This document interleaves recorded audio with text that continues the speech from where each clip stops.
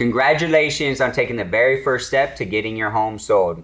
Now that you've signed the residential listing agreement, we're going to now focus on getting your home prepped in order to get it picture ready.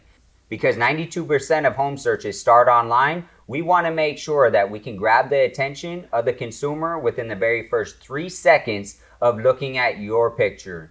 So, without any further ado, we have Jason Ross here to elaborate on some of the key things to take into consideration when prepping your home. So you want to make sure that your home looks clean, presentable, tidy, and decluttered. That, as a general rule, is the best way to make sure that the home is picture ready. Now, when it comes to the photographs for that day, the home has to look as presentable as it will ever look. But if you're like most families, especially families with kids, keeping it in a magazine-ready state is not so easy. And you don't necessarily have to either. But for the photographs, you want to make sure it has its very best face. Also, take into consideration maybe some of the cosmetic blemishes that may be easy to fix prior to listing the home, so that you could just bypass that throughout the request for repairs process. Maybe a little bit of termite damage, dry rot, and things of that nature.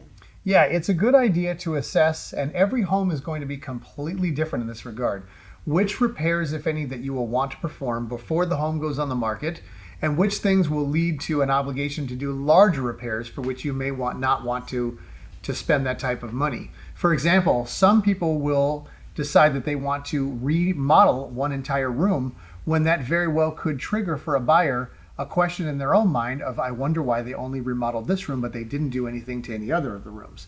So it's very important to have an open conversation with Devin about what the things would be best for getting the most value out of what you're going to do with your house. Sometimes that's big things, oftentimes it's little things, and sometimes it's nothing at all. Without a doubt. But what we do know is that people like nice, shiny things.